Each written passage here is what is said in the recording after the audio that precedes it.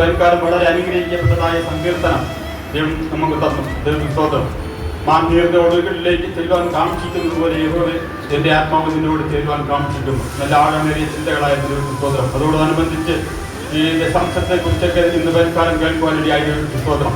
ഞാൻ എന്നെപ്പറ്റി പറയുകയാണെങ്കിൽ വളരെ പാവപ്പെട്ട ഒരു കർഷകന്റെ മകനാണ് ദൈവം സ്തോത്രം. വളരെ പഠിക്കാനോ പഠിപ്പിക്കുവാനോ കഴിയില്ലാതെ വളരെ ബുദ്ധിമുട്ട് അനുഭവിച്ച് എന്നെ വളർത്തി ദൈവം സ്തോത്രം. പക്ഷേ ദൈവസന്നിധിയിൽ ദശാംശങ്ങളെല്ലാം കൃത്യമായി ആ കാലയളവിൽ കൊടുത്തതുകൊണ്ട് ദൈവം ഇതുവരെ എന്നെ എത്തിച്ചു. ദൈവം സ്തോത്രം.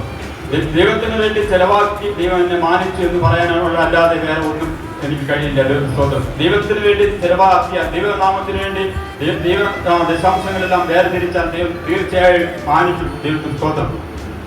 ഞാൻ ഒരു 32 വർഷത്തിന് മുമ്പേ ഞാൻ അന്ന് ആരാധിച്ചുകൊണ്ടിരുന്നതായ സഭയിൽ എൻ്റെ അന്നത്തെ ദശാംശം വെറും 70 രൂപയായിരുന്നു. ഒരാഴ്ച എനിക്ക് കിട്ടുന്ന ദശാംശം 70 രൂപ.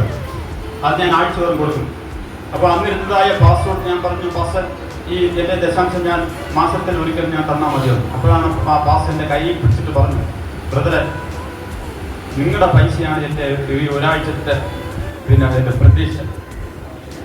അപ്പം അത് ഞാൻ പ്രതീക്ഷിച്ചാണ് വരുന്നത്. അപ്പോൾ അത് എനിക്ക് ആഴ്ചയോളം കിട്ടിയില്ലെങ്കിൽ പിന്നെ എനിക്ക് 3 പെൺമക്കളാണ്. ഈ 3 മക്കളെയും വളർത്തണം, ഒരുപാട് യാത്ര ചെയ്യും. ഇതാണ് അവിടെ ആരാധനയ്ക്ക് വരുന്നത്. അപ്പം അത് ബുദ്ധിമുട്ടാണ്. അത് ആഴ്ചയോളം തന്നാൽ വളരെ നന്നായിരിക്കുന്നത്. അപ്പോൾ ഞാൻ വിചാരിച്ചു, അന്ന് ഞാൻ കല്യാണം പോകാൻ കഴിഞ്ഞില്ല. അപ്പോൾ ഞാൻ വിചാരിച്ചു ഈ 70 രൂപ എന്നുള്ളത് 100 രൂപയ്ക്ക് കൊടുക്കാമെന്ന് പറഞ്ഞു. അങ്ങനെ 100 രൂപയ്ക്ക് ഞാൻ ആഴ്ചയോളം കൊടുക്കുമായിരുന്നു. സ്തോത്രം. പിന്നത്തേതിൽ ദൈവം എന്നെ മാനിച്ചു, ആ സഭയെ ദൈവം മാനിച്ചു. അന്ന് ഒരു മാസം സഭയിൽ 400 രൂപയൊക്കെ വരുമാനം ഉണ്ടായിരുന്നത് ആ സഭ ചില വർഷങ്ങൾ കഴിഞ്ഞപ്പോൾ 25,000-30,000 രൂപയ്ക്ക് പുറത്ത് വരുമാനമുള്ള ഒരു സഭയാക്കി ദൈവം മാറ്റി. ദൈവം സ്തോത്രം. ഞാൻ പറഞ്ഞതിന്റെ സാരം, ദൈവനാമത്തിന് വേണ്ടി ഈ ദശാംശം ശരിക്കും പറഞ്ഞാൽ ശുശ്രൂഷനാണ്. ആ ശുശ്രൂഷന് എന്ത് ചെയ്യുന്നു എന്നുള്ളതല്ല, നാം ഏത് വ്യവസ്ഥയിൽ നാം ദശാംശം വേർതിരിക്കുന്നു എന്നുള്ളതാണ് ദൈവം കാണുന്നത്. ദൈവത്തിന് സ്തോത്രം. എൻ്റെ മക്കളുടെ വിവാഹമൊക്കെ അടുത്ത് വന്നിരുന്നപ്പോൾ ഒരുപാട് പേരുടെ അനുഭവങ്ങൾ എനിക്ക് അറിയാനിടയായി. അപ്പം ഒരു പിതാവിൻ്റെ ഒരു അനുഭവം ഞാൻ കേട്ടത്, തനിക്ക് ഒരു മകളുണ്ട്, നല്ല രീതിയിൽ പഠിപ്പിച്ചുകൊണ്ടിരിക്കുകയായിരുന്നു. താൻ മരത്തിൽ കയറി മരം പിടിക്കുന്നതായ ജോലിയാണ്. മരത്തിൽ വന്ന് വീട് നട്ടലിന് പ്രാവളമായി 7 വർഷം ഒരേ കിടപ്പിലായിരുന്നു. അതുകൊണ്ട് മകളുടെ വിവാഹ കാര്യങ്ങളൊന്നും ക്രമീകരിക്കാൻ കഴിഞ്ഞില്ല. പ്രായം കൂടിക്കഴിഞ്ഞു. 30-35 വയസ്സോളം ആവും. നല്ല വിദ്യാഭ്യാസമാണ്.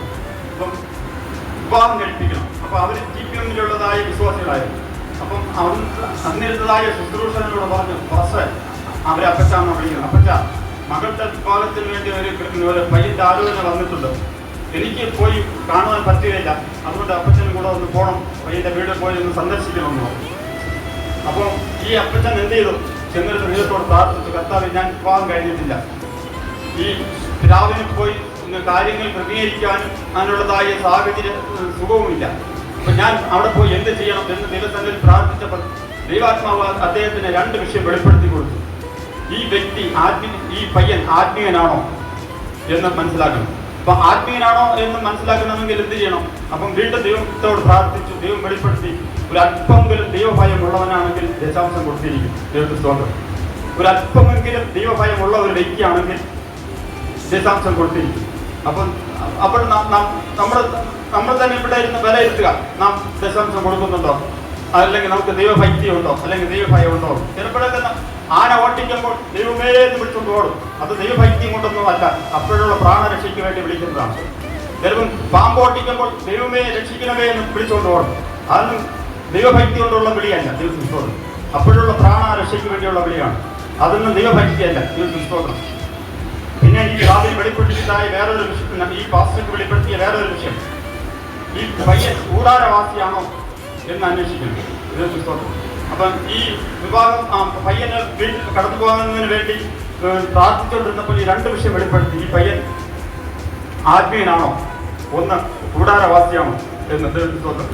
അങ്ങനെ പ്രാർത്ഥിച്ച് ദൈവത്തിൽ നിന്നും ഈ വെളിപ്പാടെല്ലാം പ്രാപിച്ചിട്ട് കടന്നു പോയപ്പോൾ ആ പയ്യന്റെ വീടിന്റെ അടുത്ത് ചെന്ന് ഒരു കടയിൽ ചോദിച്ചു ഈ പയ്യന്റെ എവിടെയായിരുന്നു. അപ്പോൾ അവിടെ നിൽക്കുന്ന പരിസരവാസികളൊക്കെ പറഞ്ഞു ഈ പയ്യന്റെ ഈ വായനശാലയിൽ എന്തോ ഉണ്ടായിരുന്നു എന്ന്.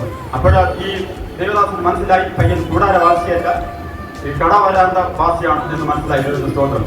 അപ്പൊ ഈ നാടുകളിൽ നാം എന്ത് ചെയ്യണം? ദൈവസന്നിധിയിൽ നിഷ്കളങ്കരായി നേരോടെ ജനിച്ചാൽ മാത്രമേ കർത്താവിന്റെ വരവിൽ കടന്നു പോകാൻ ഇടയായുള്ളൂ. ദൈവം ഈ ഭൂമിയിലുള്ളതായ അനുഗ്രഹങ്ങളും നന്മകളും പ്രാപിക്കാനും ഇടയാകുകയുള്ളൂ. ദൈവത്തിന് സ്തോത്രം.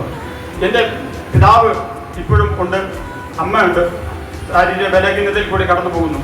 അവർ എൻ്റെ ചെറുപ്രായം മുതലേ ദൈവാലയത്തിൽ കടന്നുപോയി ശരീരം കൊണ്ട് അധ്വാനിക്കുന്ന ഒരു ശീലമുണ്ട്. അപ്പോൾ കുറച്ചൊക്കെ എനിക്കും ആ ശീലം ഉണ്ടായിരുന്നു. ഈ അടുത്ത കാലങ്ങളിലായിട്ട് അങ്ങനെ ദേവാലയങ്ങൾക്ക് കടന്നുപോയി അധ്വാനിക്കാനുള്ളതായ സാഹചര്യങ്ങളൊന്നും ഒക്കുന്നില്ല. ഒത്താൽ ചെയ്യും ദൈവത്തോട്ടും. അതുകൊണ്ടുള്ള ഗുണം എന്ന് പറഞ്ഞാൽ ദൈവം എനിക്ക് വലിയ ദോഷമില്ല, ശാരീരിക ക്ലേശങ്ങളൊന്നും വലുതായിട്ടില്ല. എങ്കിൽ തന്നെ നല്ല ആരോഗ്യത്തോടെ ഇന്നും ജോലി ചെയ്യുവാനുള്ളതായ ശരീര സുഖം ബലവും ദൈവം എനിക്ക് തരുന്നു. ദൈവത്തിന് സ്തോത്രം. നാം നമ്മുടെ ധനം കൊണ്ട് മാത്രമല്ല ദൈവത്തെ പ്രസാദിപ്പിക്കേണ്ടത്, നമ്മുടെ ശരീരം കൊണ്ട് ദൈവത്തെ പ്രസാദിപ്പിക്കണം. ഞാൻ എവിടെ വായിച്ചിട്ടുണ്ട്, നമ്മുടെ ശരീരം കൊണ്ടും ദൈവത്തെ മഹത്വപ്പെടുത്തണമെന്ന്. ദൈവത്തിന് സ്തോത്രം. അങ്ങനെയാണെങ്കിൽ നമുക്ക് കിട്ടുന്നതായ ആയുസ്സിൽ നമ്മുടെ ശരീരം കൊണ്ടും ധനം കൊണ്ടും ദൈവത്തെ മഹത്വപ്പെടുത്തുവാൻ ദൈവം ഇടയാക്കണം. ദൈവത്തിന് സ്തോത്രം. ദൈവത്തിൽ തന്നെ ആശ്രയം വഹിച്ച് ജീവിച്ചാൽ നമുക്ക് മുന്നേറുവാൻ ഇടയായിത്തീരും. ദൈവത്തിന് സ്തോത്രം. ഈ അമ്മോന്യനായ നാഗാസ് അവരോട് നിങ്ങളുടെ ബലം കണ്ണൊക്കെയും ചുരുന്നെടുക്കുകയും എല്ലാ ഇസ്രായേലും മേലും ഈ നിന്ന വരുത്തുകയും ചെയ്യും എന്നുള്ള സമ്മതത്തിന്മേൽ ഞാൻ നിങ്ങളോട് ഉടമ്പടി ചെയ്യും എന്ന് പറഞ്ഞു. ദൈവത്തിന് സ്തോത്രം. ഇത് എനിക്ക് ഈ വിഷയത്തിൽ നിന്ന് പ്രസംഗിക്കണമെന്നുണ്ട്, സമയമില്ല. ഞാൻ വേറൊരു ദിവസം ഇതിൽ